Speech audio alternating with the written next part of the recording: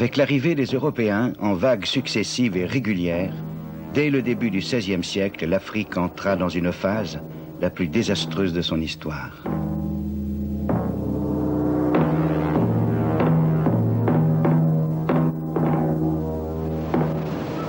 Voici l'un des 43 châteaux construits par 7 nations européennes le long de la côte occidentale de l'Afrique. Aujourd'hui, ce ne sont que des monuments symboles de rivalité et de cupidité. Entre-temps, ne l'oublions pas, les Européens avaient découvert les richesses du Nouveau Monde et la façon de se les approprier par le travail des esclaves. Ne disposant plus d'esclaves en Europe et n'en trouvant pas assez dans le Nouveau Monde, alors, ils se tournèrent vers l'Afrique. Abominable de brutalité et de violence, le trafic des esclaves enleva au continent africain des millions d'hommes, de femmes et même d'enfants. La cruauté et le malheur s'abattirent sur l'Afrique. Le nombre considérable d'esclaves n'était pas seul en cause. Chaque année, durant des siècles, ce trafic arrachait à l'Afrique sa main-d'œuvre, des hommes et des femmes rompus à l'agriculture, à l'artisanat et à toutes sortes d'activités indispensables.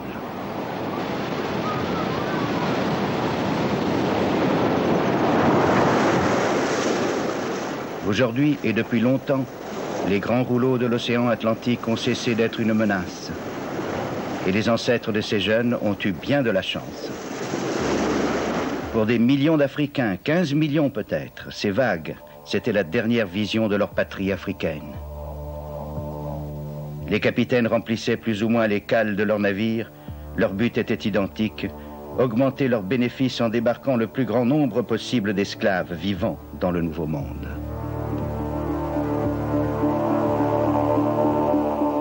Capturés parfois loin à l'intérieur des terres, les victimes des esclavagistes noirs étaient conduites vers les forteresses des Blancs de la côte. Il y avait bien des protestations. Elles cessèrent de se faire entendre lorsque les bénéfices du trafic favorisèrent de plus en plus la corruption des rois et des marchands africains et même européens. Pour les Blancs, c'était chose normale et nécessaire même de considérer leurs victimes noires comme des sous-hommes. C'est l'esclavage qui engendra le racisme. À Cape Coast Castle, en Côte de l'Or, on construisit une chapelle pour la garnison britannique sur le sommet de la forteresse où, à tout moment, jusqu'à 1500 prisonniers noirs pouvaient être regroupés avant l'embarquement. Même le clergé n'osa protester contre l'esclavage. Certains étaient même prêts à partager les bénéfices.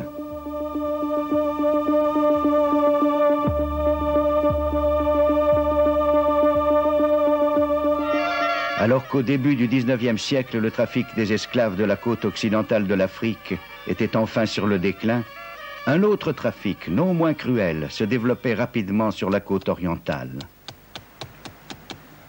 Le port de Bagamoyo, sur l'océan Indien, était bien connu des explorateurs européens qui y débarquaient avant de suivre les pistes de l'esclavage à l'intérieur des terres. Bagamoyo était l'une des grandes plaques tournantes du commerce des esclaves au XIXe siècle. Pour des milliers et des milliers de prisonniers désespérés, capturés dans les lieux les plus reculés, c'était la fin d'un horrible voyage au terme duquel ils atteignaient le littoral de l'océan Indien, puis étaient embarqués sur les navires des Arabes de Zanzibar.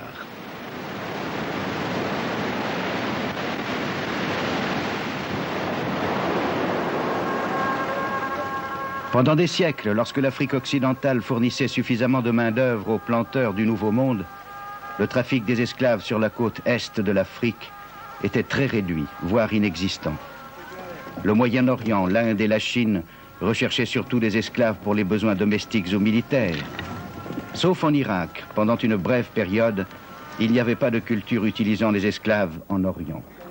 Les victimes n'en étaient pas moins des victimes, mais le trafic se pratiquait à une moindre échelle. Mais bientôt, à cause de Zanzibar, tout cela changea.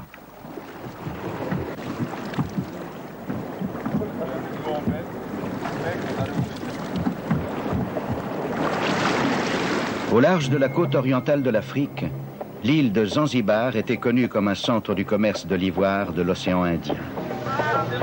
Au XIXe siècle survint une nouvelle colonisation arabe très néfaste. En 1840, le sultan d'Oman transféra sa capitale du sud de l'Arabie à Zanzibar. Le trafic des esclaves existants allait connaître une forte expansion. Les Arabes de Zanzibar commencèrent la culture des épices avec des esclaves importés du continent. Ils se mirent aussi à vendre des esclaves aux trafiquants d'au-delà des mers.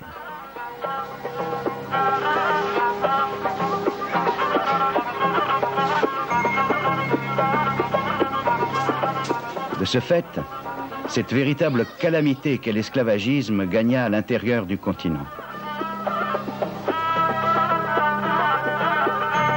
En même temps que toute cette souffrance se répandait, des Européens, dotés d'un état d'esprit bien différent, arrivèrent.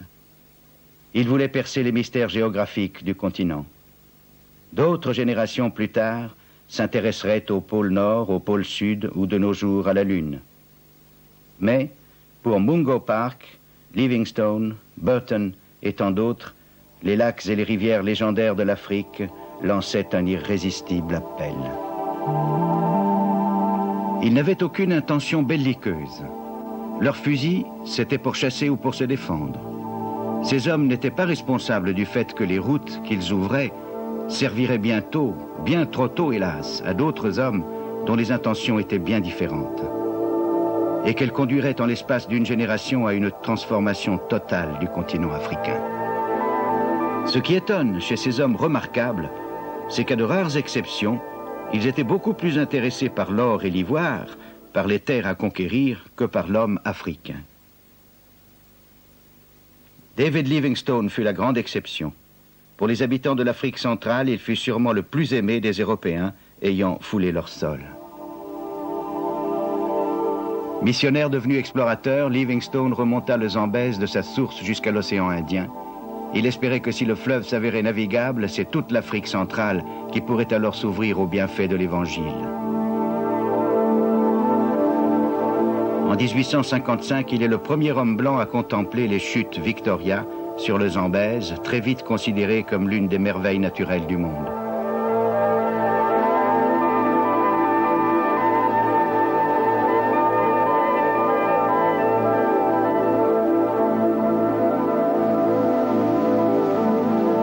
En aval des chutes, d'autres obstacles naturels interdisaient la navigation. Son bateau à vapeur construit spécialement dut faire demi-tour. Aujourd'hui, la statue de Livingstone domine les chutes de toute sa grandeur. Sur la plaque, on peut lire « Au docteur David Livingstone qui découvrit les chutes du Zambèze ». C'était en 1855. Ce qui s'est produit en fait, c'est que des amis africains avec lesquels il vivait à quelques jours de navigation lui parlèrent de ce paysage fabuleux et l'y conduisirent. Livingstone, trop généreux pour oublier ce qu'il devait aux Africains, eut soin de consigner le fait dans ses mémoires. Quant aux gens qui, beaucoup plus tard, édifièrent cette statue, ils pensaient, comme à leur habitude, que rien n'existe vraiment avant d'avoir été découvert par un blanc.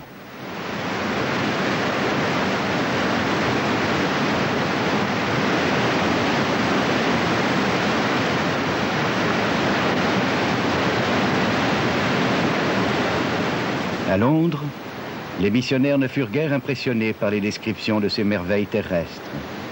Pour eux, les voyages et les travaux géographiques de Livingstone signifiaient qu'il ne se consacrait pas assez à Dieu.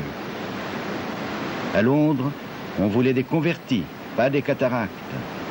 Livingstone considéra leur attitude envers les splendeurs de l'Afrique si dérisoire qu'il se retira de la London Missionary Society, la société missionnaire de Londres. Son devoir, pensait-il, lui imposait un point de vue bien plus élevé. Que les autres se chargent des choses de tous les jours. Les autres, il y en avait beaucoup.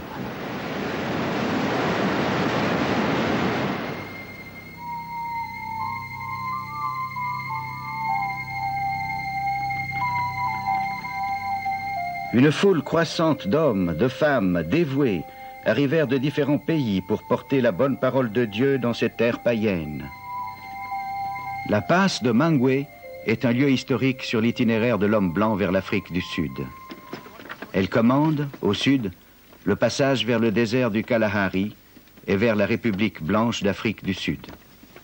Au nord, les anciennes pistes menant à Bulawayo, la capitale du royaume Matabele. La frontière méridionale de ce royaume passait par ce col, unique point d'accès autorisé par le roi des Matabele aux missionnaires, aux négociants ou aux chasseurs européens. La plupart des missionnaires de cette époque auraient approuvé ces paroles de Livingstone. Nous sommes venus parmi eux en tant que membres d'une race supérieure, aux ordres d'un gouvernement désireux d'élever la branche la plus vile de l'humanité. Nous sommes animés d'une sainte foi, et nous pouvons, à force de patients efforts et d'actions avisées, devenir des messagers de paix pour une race jusqu'ici dénigrée et rabaissée.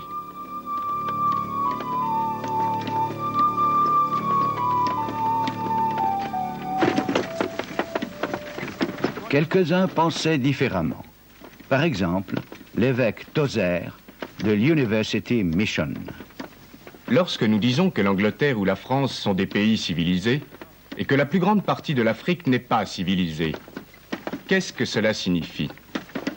Sans aucun doute, le fait d'avoir des chemins de fer et le télégraphe ne prouve pas nécessairement que ceux qui les possèdent soient au premier rang des nations civilisées. Rien n'est plus faux que d'affirmer que les seules apparences d'un peuple suffisent à indiquer son degré de barbarie ou de civilisation.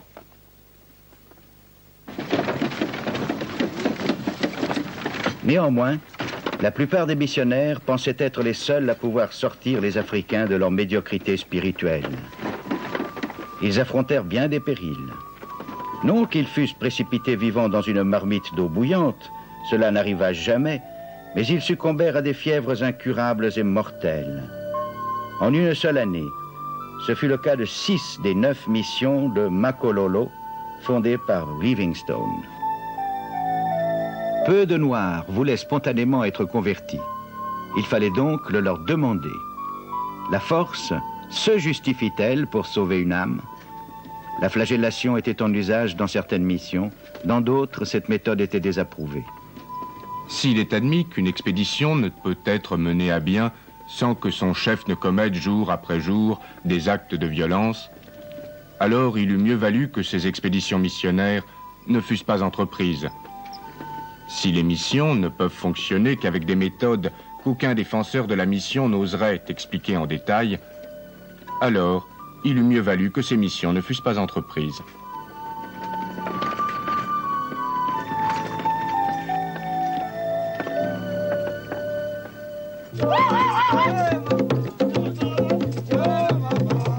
Il y avait une autre exigence fondamentale pour les missions. Si le message de l'Évangile devait être accepté, il fallait que les croyances spirituelles qui sont le fondement de toute la vie de la communauté africaine soient vidées de leur pouvoir et par conséquent détruites. Ce que les missionnaires étaient venus faire, c'était convaincre les Africains qu'ils devaient renoncer à leurs croyances, oublier leurs ancêtres et rejeter les structures profondes de leur culture.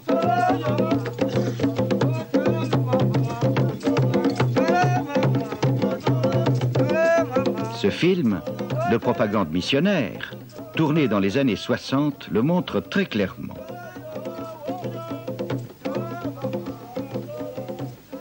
As these women, whose lives have been spent in the dark shadow of fear, listen to the radiant young girls, they wonder at their joy and confidence. En écoutant ces radieuses jeunes filles, ces femmes dont la vie s'est déroulée dans la peur s'étonnent de leur joie et de leur confiance. Elles se souviennent des offrandes si souvent faites aux fétiches qui n'ont servi à rien.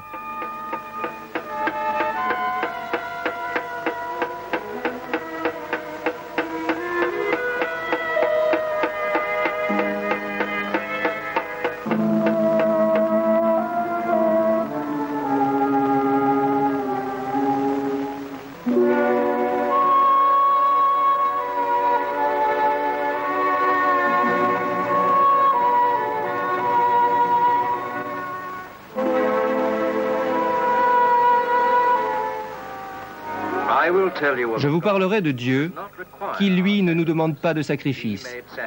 Il s'est sacrifié pour nous. Et elle montre à ces gens hantés par la peur le symbole de l'amour de Dieu. Sometimes the people seek out the missionary later. We have lost our faith in these jujus, they say. We want to destroy them and begin Parfois, a new life. les gens viennent trouver le missionnaire. Nous n'avons plus foi dans les fétiches, disent-ils. Nous voulons les détruire et commencer une vie nouvelle.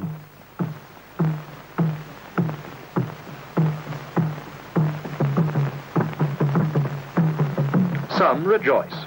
Certains se réjouissent. Wonder what will become of D'autres se them. demandent ce qu'ils vont devenir.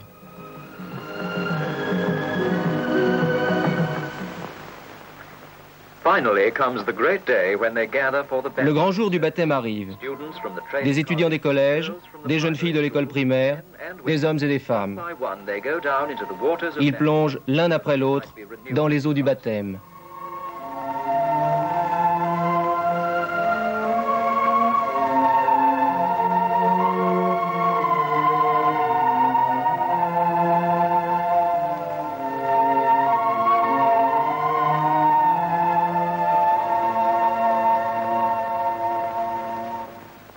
Un esprit sceptique se demanderait pourquoi une forme de renouvellement spirituel serait supérieure à une autre. Pour ces missionnaires, pas de doute, c'était le couronnement de leurs efforts.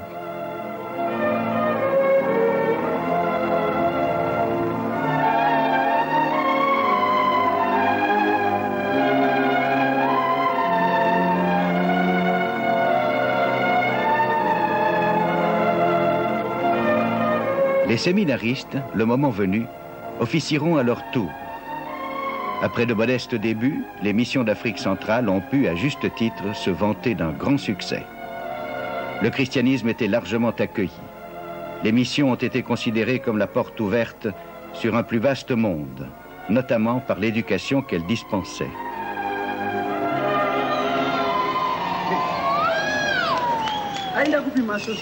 Wadi Love, une école méthodiste du Zimbabwe moderne. C'est un grand jour. Le ministre de l'Information, M. Nathan Chamuyarira, ancien élève de l'école, rend visite à Wadi Love.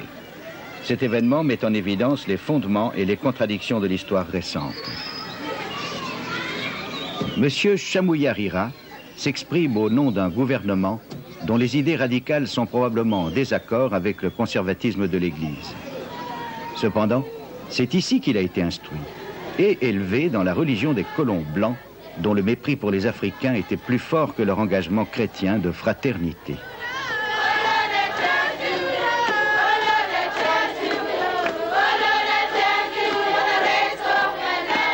Par une curieuse ironie, bien que la chrétienté en Afrique ait précédé la colonisation, elle ne peut à présent échapper au fait d'avoir été de plus en plus profondément impliquée dans le système.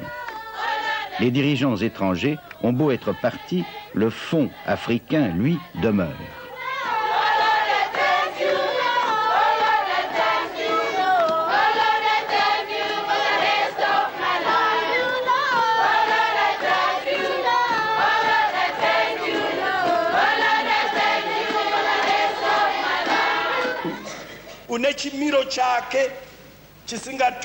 Le sermon n'est plus en langue anglaise aujourd'hui. Le pasteur s'exprime en Shona, la langue de la majorité des enfants de Wadi Love. De toute évidence, il n'éprouve pas le besoin de mettre aussi fortement l'accent sur le péché ou sur la faute.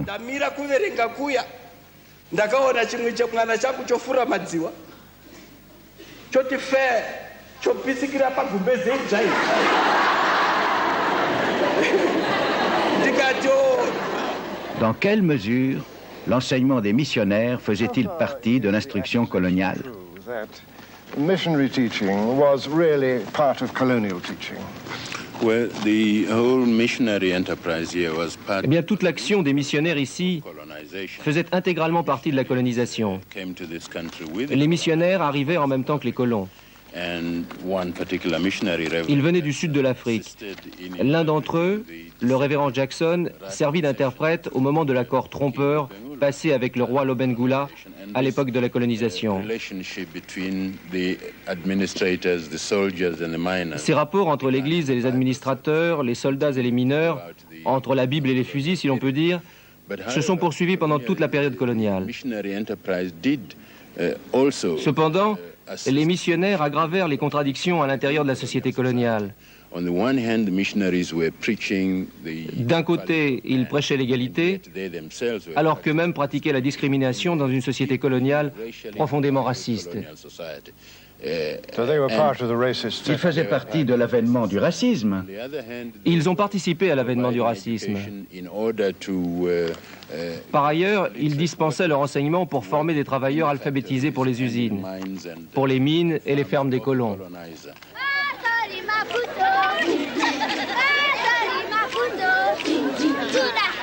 L'école a organisé une démonstration de gymnastique en l'honneur du ministre. La plupart des premiers missionnaires ont essayé de détruire les danses et les rythmes de l'Afrique, prétextant qu'elles étaient lascives et diaboliques. Cependant, la chrétienté noire a su résister à cette emprise. Pour ces jeunes des écoles, des missions, la réunion du passé et du présent est une source d'amusement.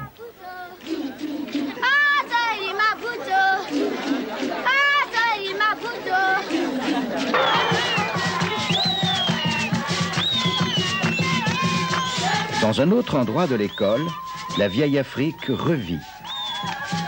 Une élève entre en transe, ressuscitant l'esprit médium, en plein cœur d'une mission chrétienne.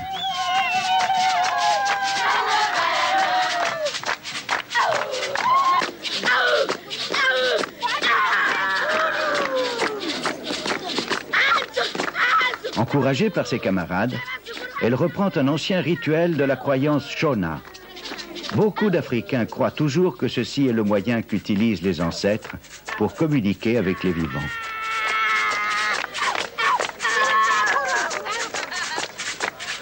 Ces jeunes filles interprètent une scène de leur propre histoire, une scène que nombre d'entre elles ont pu voir dans leur famille. C'est une sorte de réconciliation psychologique entre le présent et le passé.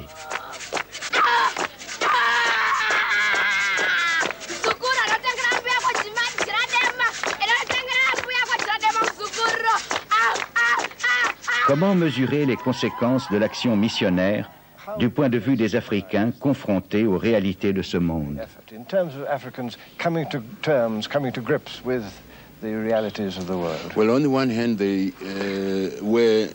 Bon, d'un côté, les colons étaient inquiets et ils ont pris des mesures drastiques pour détruire la culture africaine. Cela était contenu dans l'enseignement même de la chrétienté. Dans le même contexte, cela a engendré les contradictions qui conduisirent à la chute du colonialisme. En instruisant les gens, en les amenant dans une institution comme celle-ci, où nous pouvions rencontrer des étudiants de différentes parties du pays.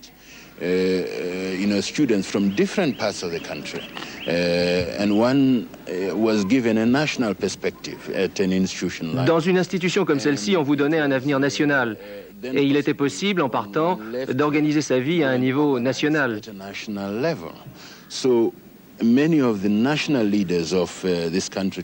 Il y a tant de leaders nationaux de ce pays aujourd'hui qui ont été instruits dans les écoles missionnaires.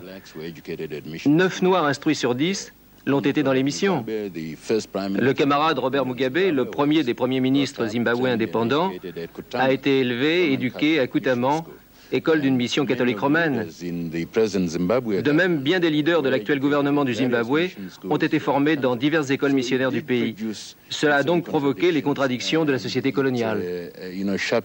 Comme bien d'autres faits historiques, celui-ci a eu des conséquences imprévues. Oui, tout à fait. Lorsqu'un ancien élève vient dans votre école, sans aucun doute, certains d'entre vous devraient se sentir inspirés par sa forte contribution et par tout ce que Weddy Lovett a produit en lui. Nous sommes donc très honorés de votre visite, Monsieur le ministre. C'est une visite historique et nous espérons vivement que lorsque vous en aurez le temps, vous pourrez revenir et voir davantage de choses à Weddy Lovett.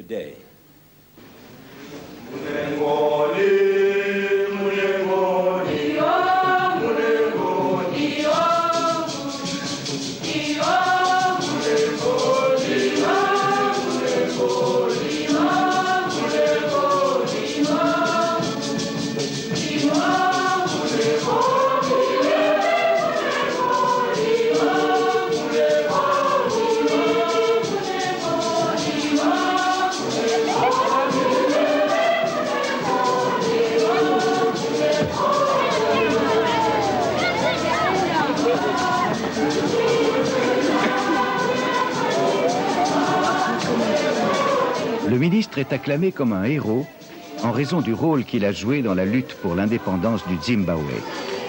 Et peut-être aussi parce que sa visite était l'occasion d'un jour de vacances supplémentaires.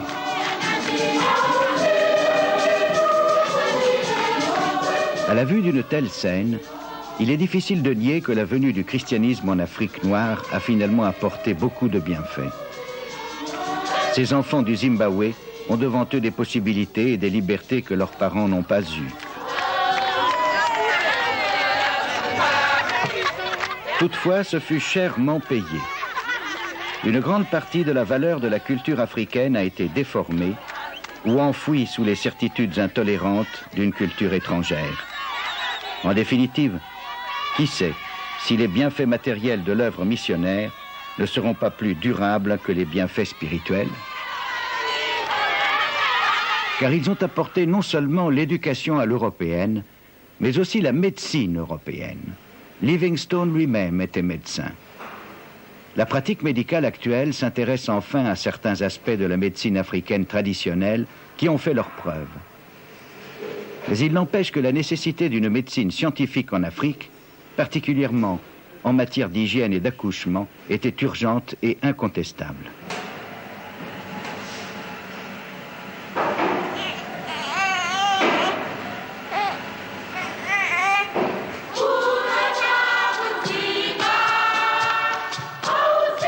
Ce qu'il y a de plus plaisant peut-être pour un observateur étranger, c'est la façon dont les Africains ont adopté le christianisme à leur rythme et à leur style de vie.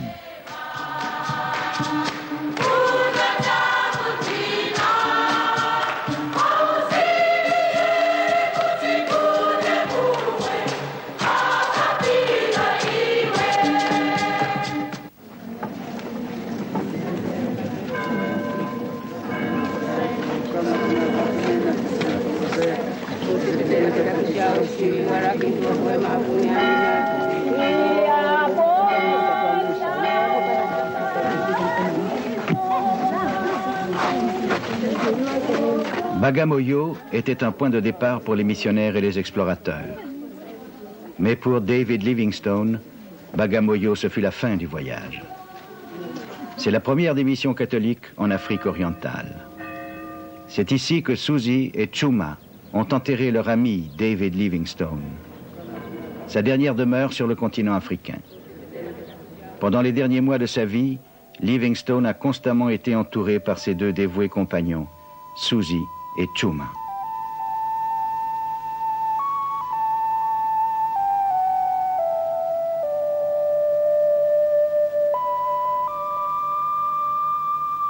Ce sont eux qui l'ont soigné pendant la maladie qui devait l'emporter.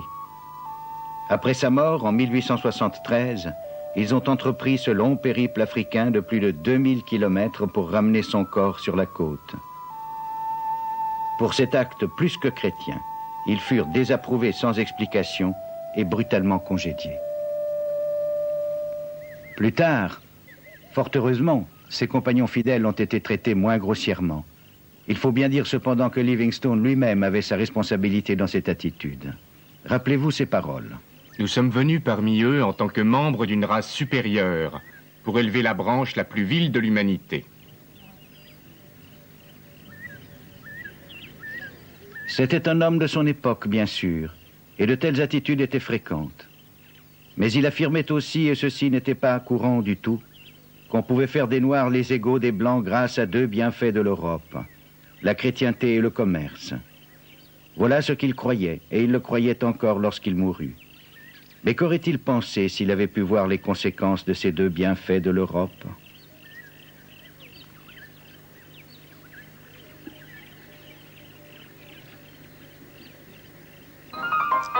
Pour la plus grande course à pied du monde, 27 000 candidats et des mines de diamants comme premier prix. Dans les années 1870, on découvrit près de la petite ville de Kimberley, aujourd'hui en République sud-africaine, les plus riches gisements de diamants du monde.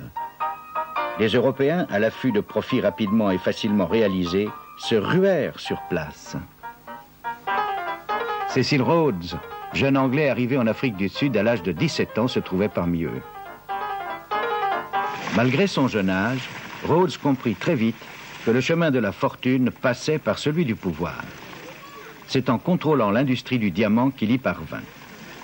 Sans la moindre pitié, par d'habiles manœuvres, il s'appropria les titres de concession d'autres mineurs lorsqu'ils étaient à court d'argent.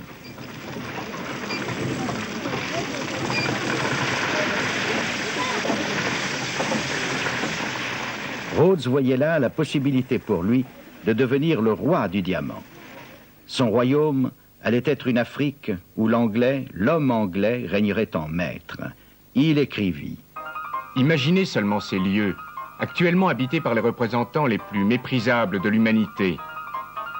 Quel extraordinaire changement s'ils passaient sous l'influence anglo-saxonne. Cet ancien film, tourné à Kimberley, donne une idée de cette attitude arrogante.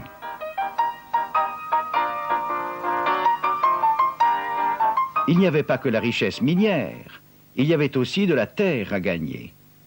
Pendant tout le 19e siècle, à partir de la colonie du Cap, les forces britanniques étendirent leur emprise sur les peuples noirs avoisinants. Jusqu'à ce que, en 1879, elles se heurtent aux plus formidables d'entre eux, les Zoulous.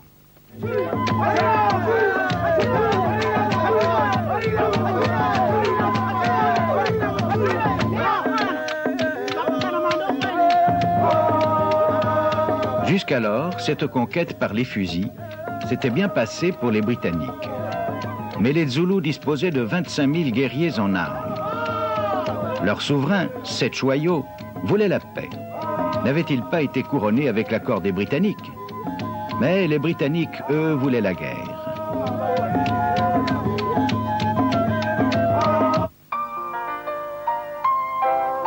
Ces diapositives idylliques, l'équivalent victorien des actualités filmées, montraient la guerre telle que la métropole voulait l'imaginer. C'étaient les beaux jours de l'Empire, et ici les forces britanniques assujettissaient une fois de plus une foule de sauvages païens avant de leur octroyer la bénédiction de la civilisation anglo-saxonne. La réalité était tout autre.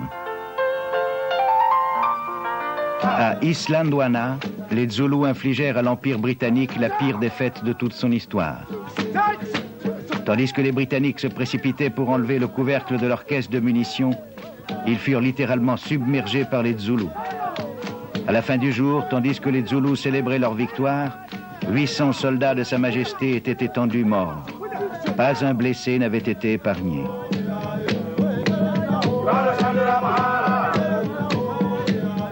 À quelques kilomètres de là, la garnison de Rorke's Drift résista courageusement aux assauts de 5000 Zoulous.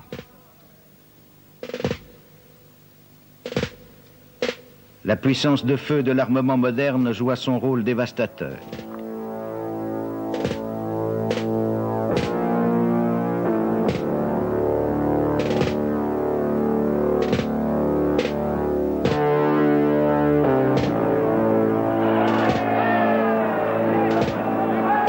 Résolu à briser le pouvoir zoulou une fois pour toutes, une autre force d'invasion britannique, équipée d'artillerie de campagne et de mitrailleuses Gatling à tir rapide, avança vers Ulundi, la capitale du roi.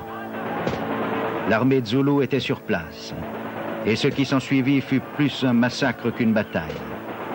Quelques 1500 Zoulous moururent au cours d'une charge stérile contre les armes à feu. On estima à 12 les pertes britanniques. C'en était fait de l'indépendance de la nation Zoulou.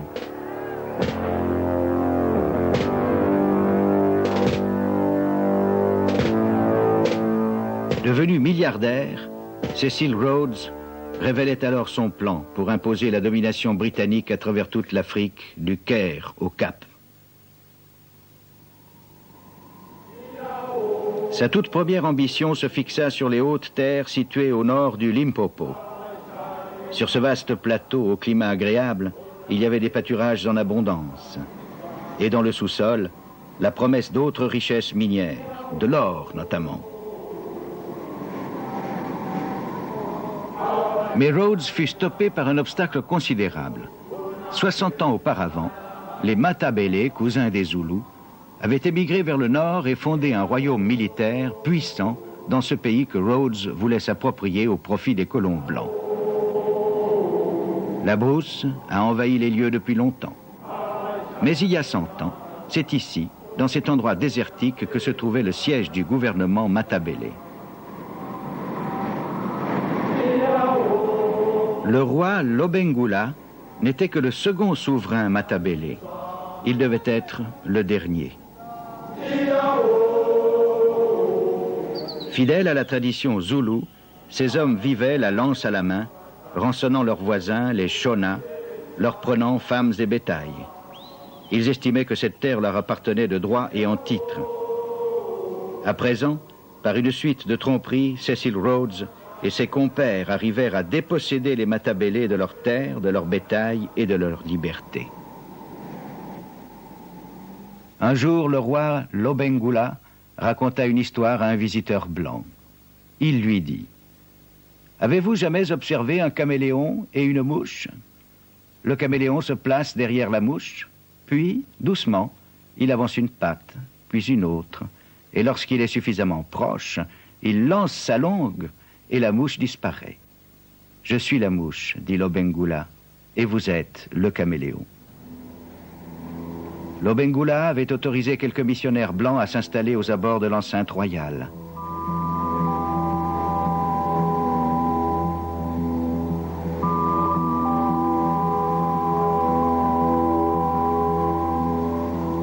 Les jésuites y avaient fondé une mission, mais leur vie de célibataire n'attirait guère les Matabele.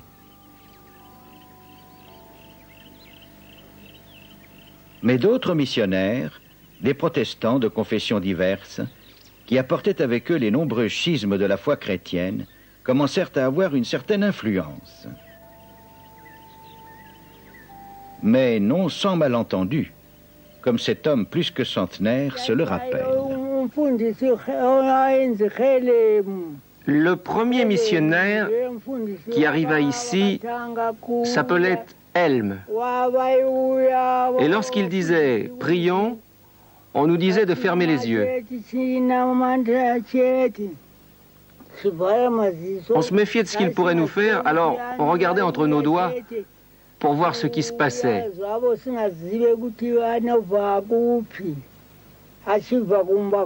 Près de la capitale, de l'autre côté de la rivière, se trouvait la mission anglicane de Hope Fountain, la fontaine de l'espoir. Très vite, les premiers missionnaires ont dû faire face à un véritable dilemme. Envers qui devaient-ils être loyaux d'abord? Envers les Africains qui leur faisaient confiance et qui étaient leurs hôtes, ou envers leurs parents et amis britanniques?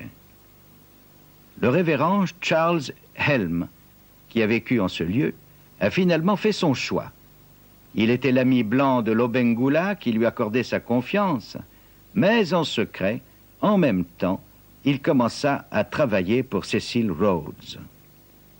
Le fait était que ces missionnaires furent bientôt convaincus, et sûrement à juste titre, comme le montrent leurs archives, que s'ils devaient convertir un nombre appréciable de Matabele, le pouvoir du roi devait être anéanti et la culture et l'indépendance des Matabele détruites. Et Rhodes, ils l'ont vu, était l'homme à faire les deux. Le pouvoir de Lobengula fut de plus en plus réduit. Il en appela à la reine Victoria, mais on lui conseilla de signer des traités. Certains de ses conseillers étaient venus avec de bonnes intentions, mais ils trahirent quand même Lobengula. Le révérend Helm repose ici. Ses frères missionnaires se sont crus autorisés à inscrire sur sa tombe un ami des Matabele. Était-il vraiment leur ami? Ou bien ses convictions profondes l'ont-elles conduit à fermer les yeux sur la trahison?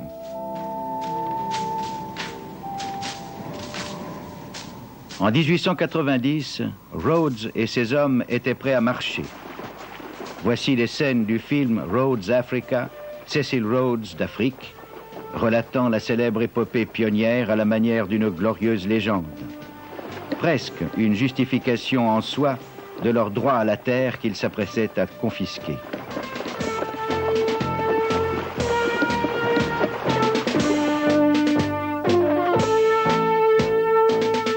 16 000 guerriers de Lobengula était impatient de passer à l'attaque.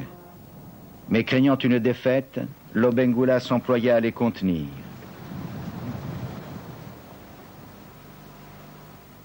La colonne marcha vers le nord. Pour éviter un contact direct avec les Matabele, elle traversa le pays Shona, peuple moins belliqueux. Chaque soldat avait reçu la promesse de 15 concessions d'or et d'une ferme d'environ 1500 hectares. Voici ce qu'en disait un contemporain. Un mélange comme j'en ai jamais vu de ma vie. Des hommes de toutes conditions, de l'aristocrate au truand, le meilleur et le pire de l'humanité. Une armée de briques et de brocs. En fait, certains pionniers venaient des plus grandes familles du Cap. Si l'expédition devait échouer, Rhodes savait très bien que leurs influents pairs feraient pression auprès du gouvernement britannique pour obtenir une assistance militaire.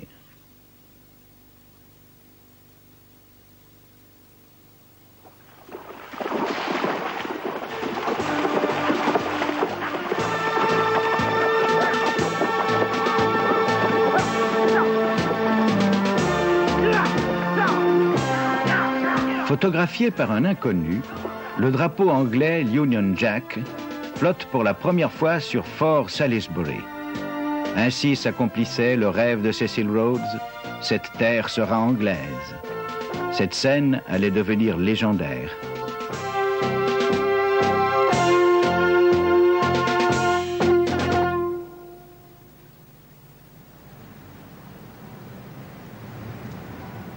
Fort Salisbury, fondée en ce lieu sans raison particulière, devint la ville moderne de Salisbury, aujourd'hui rebaptisée Harare.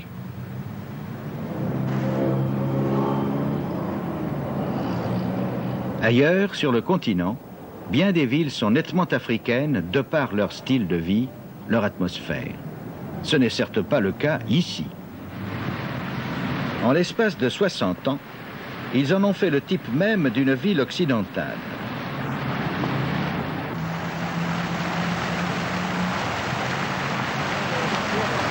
Ici, la hampe du drapeau commémorant l'endroit où tout a commencé. En pleine ville, on lit sur la plaque de ce monument « Au groupe de pionniers spécialement recrutés pour fonder la première population civile du pays Mashona ». Mais qui pouvait de plus se recommander de cette condition civile? Les Noirs qui habitaient le pays Mashona depuis longtemps et l'avaient fait prospérer, ou bien les Blancs qui le leur avaient pris par la violence et la tromperie? Cela peut paraître une question dure à présent, mais l'expropriation des Shona était rude elle aussi. Ils avaient colonisé la terre des siècles auparavant, ils l'avaient maîtrisée et domestiquée, et en plus maintenant, ils avaient perdu les droits attachés à leur origine.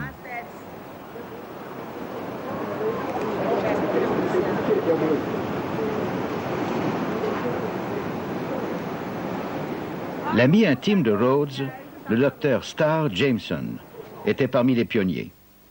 Rhodes le choisit pour administrer ce territoire nouvellement acquis.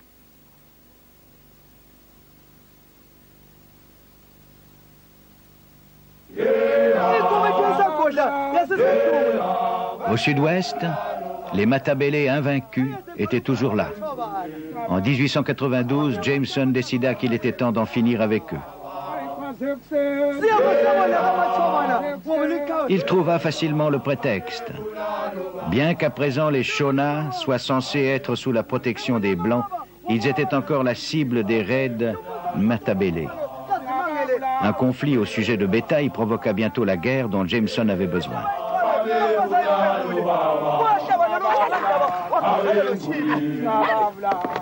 Selon la plus pure tradition, les guerriers Matabele se préparèrent à défendre leur capitale, Bulawayo, contre les troupes de Jameson qui s'approchaient.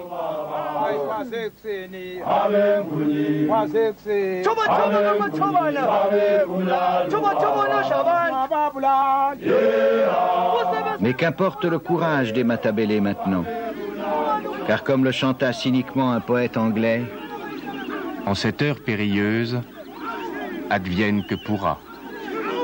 Nous avons des mitrailleuses, les Matabele n'en ont pas.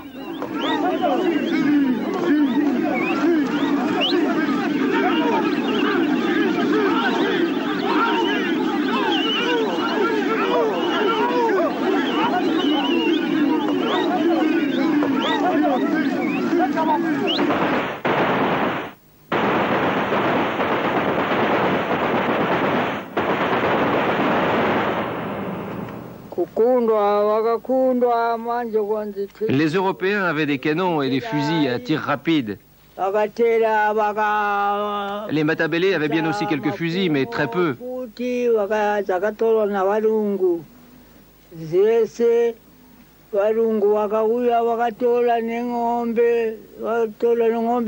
Ils virent les fusils des Européens. Que pouvaient-ils faire?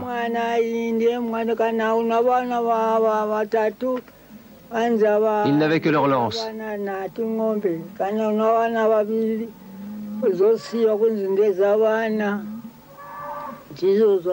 Après la défaite, l'expropriation.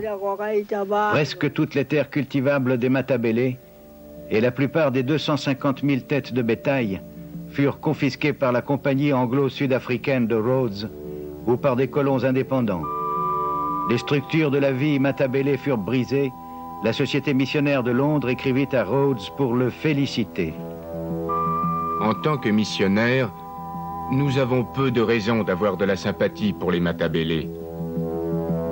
Nous n'en avons pas davantage à nous apitoyer sur la chute de leur pouvoir.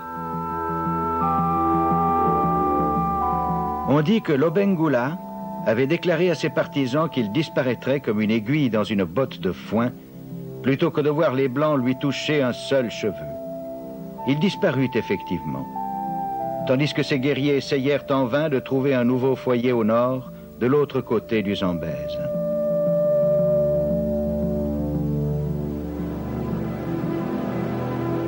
Good evening, ladies and gentlemen. Welcome on board our cruise. Bonsoir, bienvenue sur notre croisière Ama Tongayo, ce qui signifie l'eau qui nous met à l'épreuve. Mon nom est Bibi et le commandant Sanversa est aux commandes ce soir. Les colons blancs commencèrent eux aussi leur marche vers le nord, au-delà de cette grande voie d'eau que David Livingstone avait explorée seul auparavant. Cecil Rhodes devait avoir l'insigne honneur de voir non pas une, mais 2 colonies africaines porter son nom, la Rhodésie du Nord et la Rhodésie du Sud. Nous nous trouvons à l'endroit le plus profond et le plus étroit du Zambèze. C'est ici que les pionniers le traversèrent en 1889. Ils firent flotter leurs wagons comme des radeaux. À vivre au contact du fleuve, un grand nombre de colons tombèrent malades et beaucoup moururent de malaria ou d'autres maladies tropicales.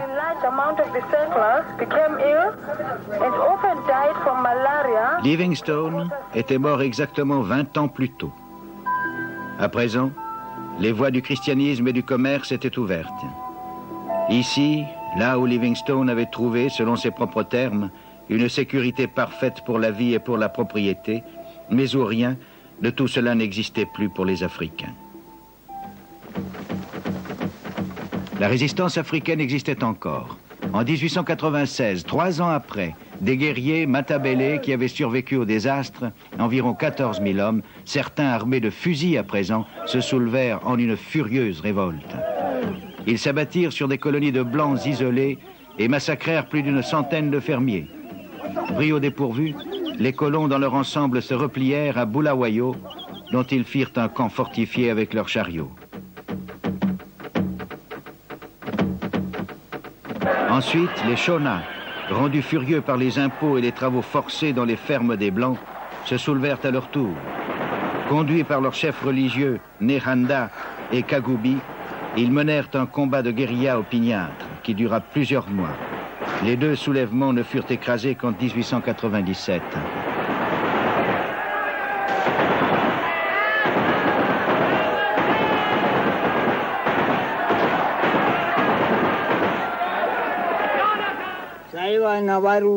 Les Européens arrivèrent et nous prirent tout, même le bétail. On nous disait, maintenant vous vous êtes rendus, vous devez payer des impôts. Si vous aviez un enfant, vous pouviez conserver une tête de bétail. Un animal par enfant, c'était comme ça.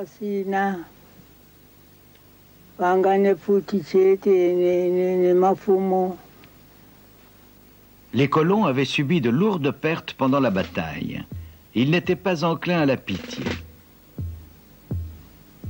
Ces soi-disant rebelles étaient traqués et quand ils étaient faits prisonniers, traités comme de dangereux criminels.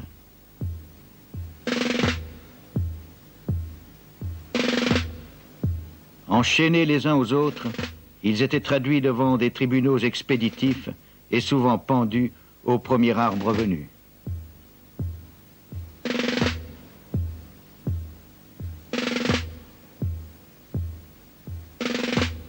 Enfin capturés, les deux chefs religieux, Nehanda et Kagubi, furent pendus eux aussi. Voilà sur quelle fondation Cecil Rhodes édifia son empire. Après avoir écarté tous ceux qui lui barraient la route, Rhodes passa peu de temps dans le pays qu'il avait bâti. Après sa mort au Cap en 1902, son corps fut transporté à Bulawayo et porté en procession à travers la ville. Dans les monts Matopo, au sud de la ville, Rhodes avait une résidence d'été. Le soir, il aimait regarder le soleil se coucher sur cette vieille Afrique, dans l'histoire de laquelle il avait fait une entrée fracassante. Le cercueil fut déposé ici pendant la nuit, avant d'être transporté dans les collines pour y être enterré. Des milliers d'Européens s'étaient rassemblés au lieu dit « la vue du monde ». Rhodes y était venu et avait choisi ce lieu comme dernière demeure.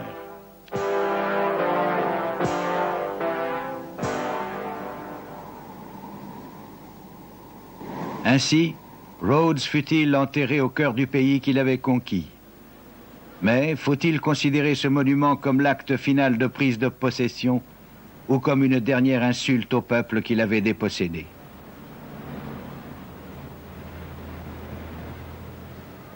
Certaines des pages les plus sombres de l'histoire du continent noir furent certainement écrites par des hommes d'une extraordinaire énergie, volontaires et orgueilleux, pénétrés de convictions impérialistes comme cet étudiant d'Oxford qui fonda les plus grandes compagnies mondiales de l'or et du diamant.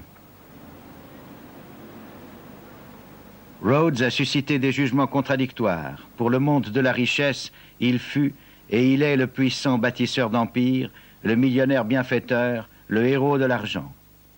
Pour le monde de la pauvreté, il demeure un pillard et un forban, le baron voleur qui s'empara de ce qui ne lui appartenait pas. Rhodes et ses hommes ont apporté le progrès matériel, et l'Afrique, c'est certain, en avait besoin. Mais ils le firent de telle sorte que les Africains ne pouvaient en avoir leur part.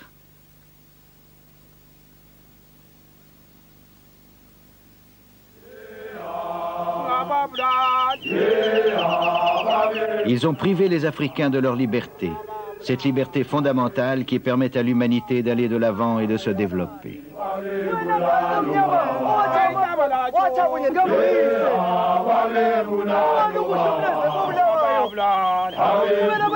Après avoir conduit l'Afrique vers d'autres servitudes, le grand épisode de la Bible et les fusils se terminait par une complète contradiction de ses auteurs.